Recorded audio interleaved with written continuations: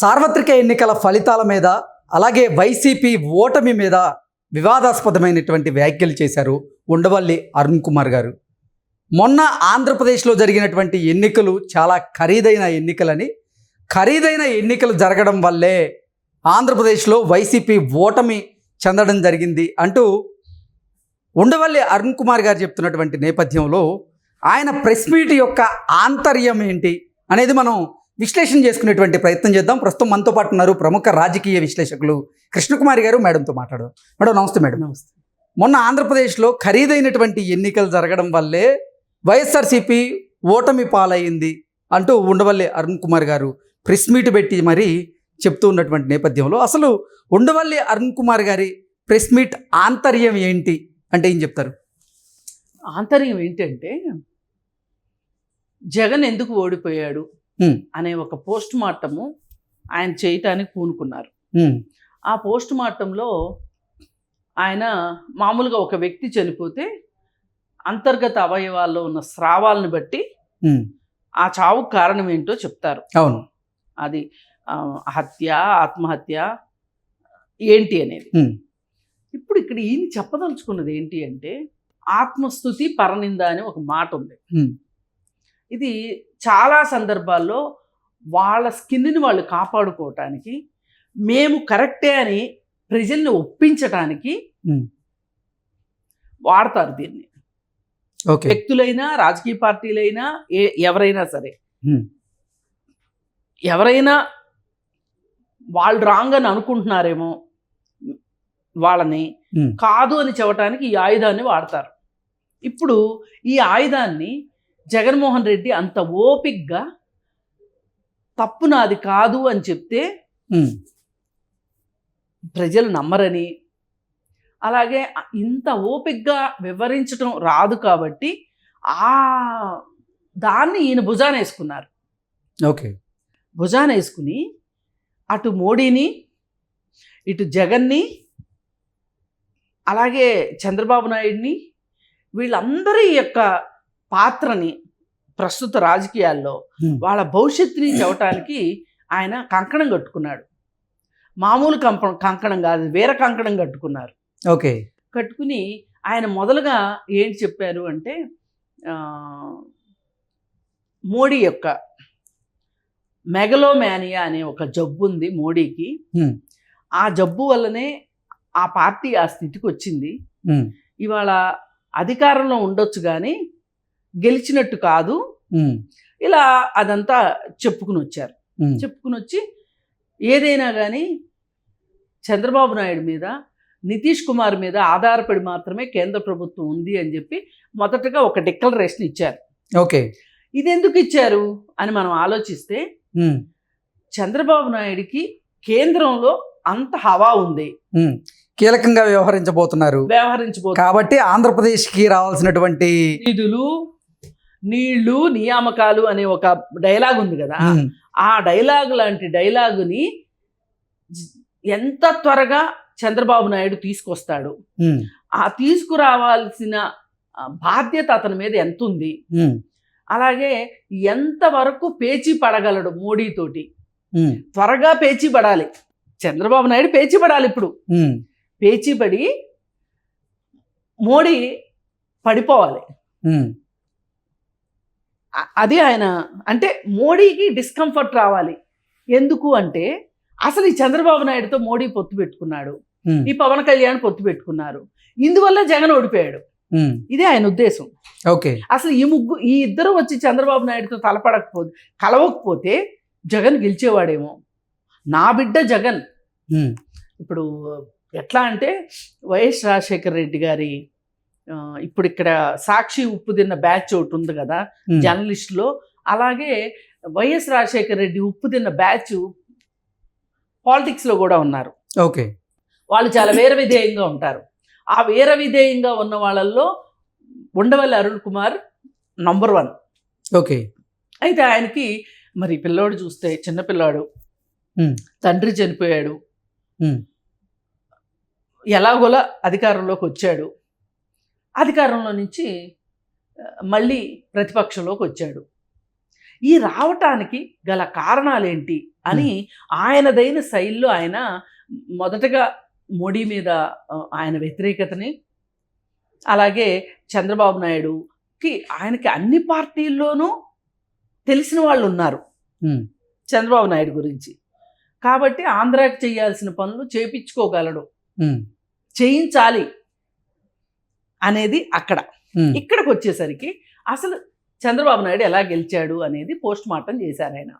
ఆ పోస్ట్ మార్టంలో ఆయన చెప్పిన అద్భుతమైన విషయాలు ఏంటంటే, తెలుగుదేశం పార్టీ బలంగా ఉంది, తెలుగుదేశం పార్టీ బలంగా ఉంది, ఈ వైఎస్ఆర్ పార్టీ బలహీనంగా ఉంది, క్యాడర్ లేదు. క్యాడర్ ఎందుకు లేదు అంటే, నువ్వు వాలంటీర్ వ్యవస్థను పెట్టుకున్నావు. వాలంటీర్ వ్యవస్థను పెట్టుకున్నందువల్ల చంద్రబాబు నాయుడు ఈ వాలంటీర్ వ్యవస్థ మీదనే ఆధారపడ్డావు నువ్వు ఓట్లు వేయించడానికి. కానీ చంద్రబాబు నాయుడు ఏమన్నాడు, 10,000 జీతం చేస్తానన్నాడు. ఇప్పుడు 10,000 జీతం ఇస్తానన్నాడు, ఓట్లు వేయించుతారా, నీకు ఓట్లు వేయించుతారా? అంటే ఆయన మొదటగా ఎత్తుకున్నది వాలంటీర్ల మీద. ఏమని, ఈ గెలుపుకి కారణం వాలంటీర్లు అనేది చెప్పదలుచుకున్నాడు. కూటమి గెలుపుకి కారణం వాలంటీర్లు, వైసీపీ ఓటమికి కారణం వాలంటీర్లు అన్నట్టు చెప్పారా?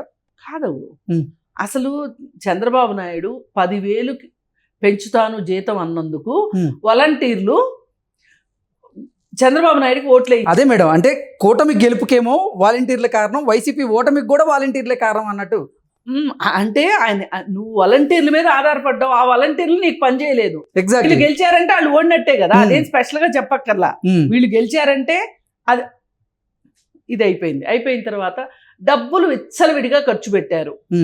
వీళ్ళు ఖర్చు పెట్టిన డబ్బులతోటి సగం పోలవరం అయిపోతుంది అని చెప్పాడు.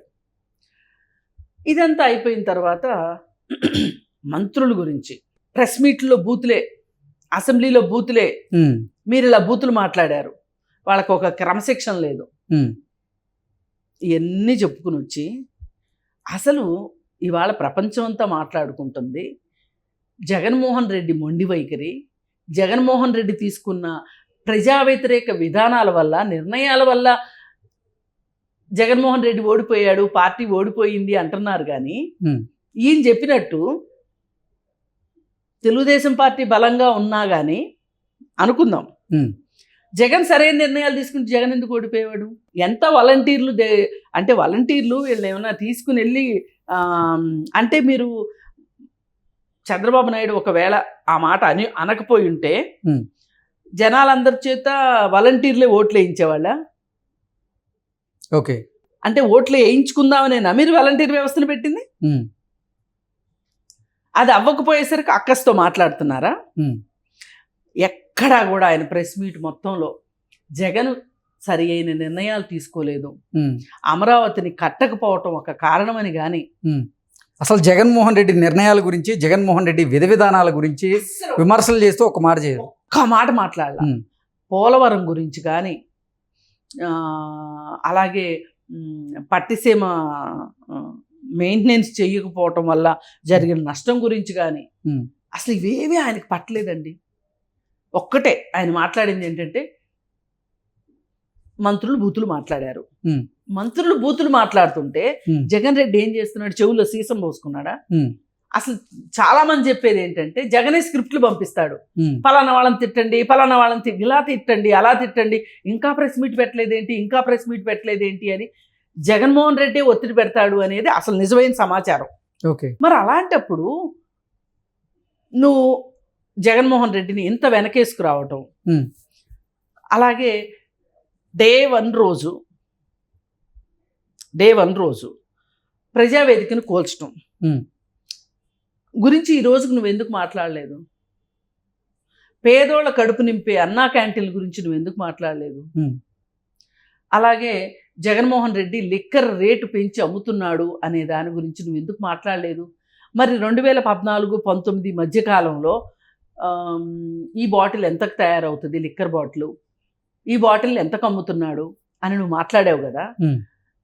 మరి చంద్రబాబు నాయుడు పెంచిన రేట్ల గురించే నువ్వు మాట్లాడావు, మరి జగన్మోహన్ రెడ్డి పెంచిన రేట్ల గురించి నువ్వు ఎందుకు మాట్లాడలేదు? పైగా ఏం చెప్పాడంటే, అందరికంటే ముందు సోము వీర్రాజు మేలుకొన్నాడు, ఉమ్, అంటే ఆయన చెప్పటం ఎట్లా ఉందంటే అదేదో ఆయన ఒక పెద్ద తాగుబోతు కాబట్టి ఆయనకే ముందు తెలిసింది ఉమ్, అన్నట్లుగా చెప్పుకుని వచ్చాడు ఆయన. ఉమ్, ఎప్పుడో కనిపెట్టేశాడు సోమవీర్రాజు. ఉమ్, ఆ, చంద్రబాబు నాయుడు వచ్చి ఏం చెప్పాడంటే నేను తక్కువ రేటుకి నాణ్యమైన మద్యం ఇస్తానన్నాడు అనేసరికి ఓట్లేసేశారు. ఉమ్, ఇప్పుడు ఇవన్నీ చంద్రబాబు నాయుడు మాట్లాడిన మాట వాస్తవం, సోమవీర్రాజు చెప్పిన మాట వాస్తవం. ఉమ్, ఎందుకన్నారు వాళ్ళు? జగన్ ఆ తప్పుడు నిర్ణయం తీసుకోబట్టి కదా. ఉమ్. మరి దాని గురించి ఎందుకు ప్రస్తావన ఎందుకు చేయలేదు? ప్రస్తావించలేదు? పైగా మద్యం బాండ్లు తాకట్టు పెట్టి డబ్బులు తీసుకొచ్చుకుంటే, సచివాలయం తాకట్టు పెట్టి డబ్బులు తీసుకొచ్చుకుంటే తప్పే ఉంది అని కొడాలి నాని మాట్లాడాడు. అలాంటప్పుడు నీకెంతో రాజకీయం తెలుసు, నువ్వు ఒక పెద్ద వకీల్వి, నీకు తెలిసిన నాలెడ్జ్ ప్రకారం నువ్వెందుకు మాట్లాడలేదు?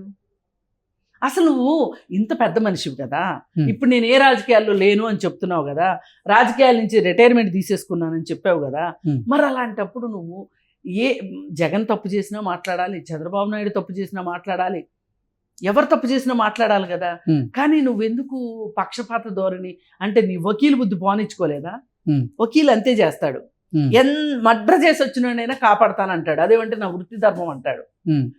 అలాగే నువ్వు కూడా కాంగ్రెస్ పార్టీలోనో వైసీపీ పార్టీలోనో ఉండి మాట్లాడితే తప్పు పట్టేవాళ్ళం కాదు. నువ్వు ఇవాళ సర్వస్వతంత్రుడు మాలాంటి వాళ్ళలాగా. నీ మేధస్సు ముందు, నీ మేధావితనం ముందు మేము అసలు పనికిరాం, మాలాంటి వాళ్ళం. మేము కూడా నీ గురించి ఇలా మాట్లాడాల్సి వచ్చింది అంటే, పైగా ఆయన ఇంకో మాట కూడా చెప్పాడు, మేధావుల మౌనం చాలా దారుణ ఫలితాలు ఇస్తుందని చెప్పాడు. మేధావుల మౌనం దేశానికి రాష్ట్రానికి ప్రమాదకరం అని చెప్పాడు. అయితే అలాంటప్పుడు మరి ఈ మేధావి 2019 నుంచి 24 వరకు ఎందుకు మాట్లాడాలి కదా అప్పుడు కూడా. పోనీ నువ్వేమైనా సీక్రెట్గా మాట్లాడావా? జగన్మోహన్ రెడ్డితో నువ్వేమైనా సీక్రెట్గా మాట్లాడుకున్నావా? మాట్లాడుకుంటే అప్పుడు నేను చెప్పాను అయినా నేను వినలేదు అనైనా మాట్లాడాలిగా. ఇప్పుడు చంద్రబాబు నాయుడిని ఎట్లా అయితే నువ్వు ఇంత ఓపెన్గా విమర్శిస్తున్నావో, ఇంటికి వెళ్ళి ఆయనకేం చెవులో చెప్పలేదుగా చంద్రబాబు నాయుడికి, మరి అట్లాగే జగన్ కూడా నువ్వెందుకు పబ్లిక్గా ఎందుకు మాట్లాడలేదు? జగన్ నువ్వు తీసుకుంటున్న నిర్ణయం తప్పని కానీ, లేదు వివేకానంద రెడ్డిని ఆ విధంగా హత్య చేయించడం తప్పని కానీ, లేకపోతే చెల్లి షర్మిలతో తగాదాలు పెట్టుకోవడం కరెక్ట్ కాదని కానీ ఎందుకు చెప్పలేదు నువ్వు? అసలు ల్యాండ్ టైటిలింగ్ యాక్ట్ గురించి ఎందుకు మాట్లాడలా? నువ్వు ఒక లాయర్ కదా, నువ్వు ఎందుకు మాట్లాడలా? ఈ రోజు కూడా ల్యాండ్ టైటిలింగ్ యాక్ట్ తీసుకొచ్చినందువల్ల అది చాలా పెద్ద ప్రమాదం చూపించింది. పల్లెటూరులో ఒక చిన్న రైతుకు కూడా అది చేరింది, దాని దుష్పరిణామం అనే సంగతి చెప్పలా ఉండవల్లి. నాకు చాలా ఆశ్చర్యం వేసింది. ఎందుకంటే కర్ణుడి గురించి చాలా గొప్పగా చెప్పుకుంటాం కదా, కర్ణుడి పతనానికి కానీ, కర్ణుడి